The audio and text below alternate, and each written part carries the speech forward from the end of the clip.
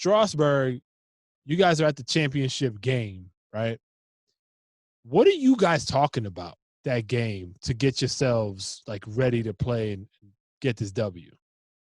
So it's crazy, man. Like this, it's bringing me chills. But me and Rick, everybody saw it on the court, and that's why a lot of teams wanted us to play on the same team together. But we had this connection. Even when we played in Dykeman, you could see it. Like we just had a connection, and we should have played college basketball on the same team together. We should have done that. But we've always had that connection. So when we started that season, I'm gonna go back to when we started that season before we even got to the championship, right? So I'm gonna give you the rundown of what happened. So Rick played for this coach, right? And I think I told you this earlier. Rick played for this coach, and Eric Gerard, right? His first year. I played for another coach, played against Rick, did really well, right? The next year I signed on the same team again. I'm on the same team. Rick is in London. Rick comes the next year, my second year in playing pro. Rick comes from London and plays and comes to France because I've been talking my brother up crazy. So he plays in Le Havre. I play for Vichy. We play against each other. I play well. He plays well. The year after, Rick goes. He plays super good. He goes to a bigger team. And then his coach at Le Havre wants me to play for Le Havre. Okay. Right? So brings me from Vichy to Le Havre. Rick has moved on. So we're not playing on the same team. Right. I do well for him for 2 years there, or a year and a half or whatever. Then Eric Gerard, since we did well, he gets a job at a bigger team. Okay. And he's like, once he gets the job, the first two people we call is me and Rick. Yeah. He's like, I want you guys to play on the same team. That's funny. So now this he's is architecting this. Yeah. So this is our fourth year of playing in Europe. So wait, so you started playing in Europe first? So I started in France, right? I started my first stop, right? Got it. So I got to France. I was replacing a guy, so I went there halfway through the season. Okay. Rick went to Kiev, right? Didn't work out. Then he went to London, I think. Yeah.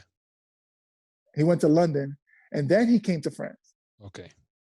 So I hit France before Rick did. Got it. So wait, who learned French first? Rick still don't know how to speak French. Yo, he told me he speaks French.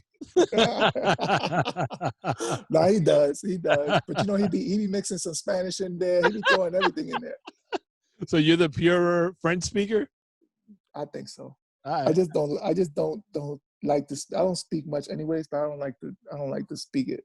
You don't floss your French too much. All right. I don't. Right, when I do, everybody's like, well, you speak French really good. I'm like, I know, but I just don't. But I'm sure. So go ahead. So he architects this. He gives you guys a call. So he gives us a call, and obviously after we get off the phone, we're like, yo, contract, I need to see something, like whatever. And then I give Rick a call. I'm like, what you want to do? He was like, we doing this. We're going to get this money right. Like as soon as they get this contract right, we get this money right, we're going to do this. So they came up with the money we wanted, and we ended up playing.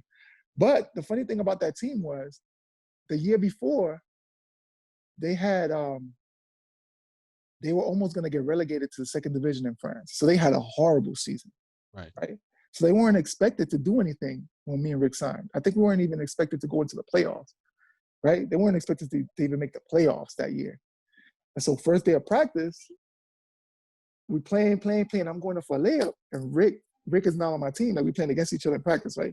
And I go for a layup, and Rick tackles me, right? I'm talking about like a full-on tackle, right? Ball flies everywhere. This Lithuanian dude on the team looked at Rick and was like, yo, that's your brother. He was like, if you're going to do that to your brother, what are you going to do to me when I shoot a layup? Right. From that day, the rule was, we're not giving up layups. Like, you're not just going to lay it up, right? And that was the mentality the whole year.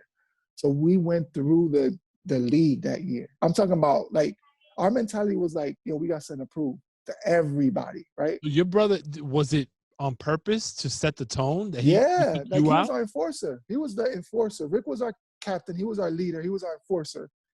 And I just told everybody, like, yo, we about winning. Like, and I got up. I was like, all right, obviously we've been fighting growing up.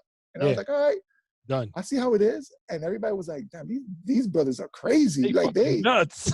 But they trying to win. Like, they trying to win. Like, it was about competition. Like, yo, we're not going to let people just come up into our paint and shoot layups and do all this. Nah.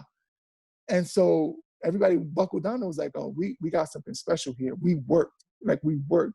And we ended up breezing through the season, got to the playoffs. We beat the defending champion and then the top EuroLeague team that year. Like, we just went through everybody. Like, then we get to the finals, and when I look at Rick, and he looked at me. He was like, yo, it's time to go. Let's do this. Let's do it. Let's get it done. That's it. It wasn't even a lot of conversation. It was like, yo, we got to go get this. I bet we in. We in. Like, it got to that point where we just knew. And crazy part about it is that game, our fans ended up arriving to halfway through the first half. We were getting beat by 14 points at halftime.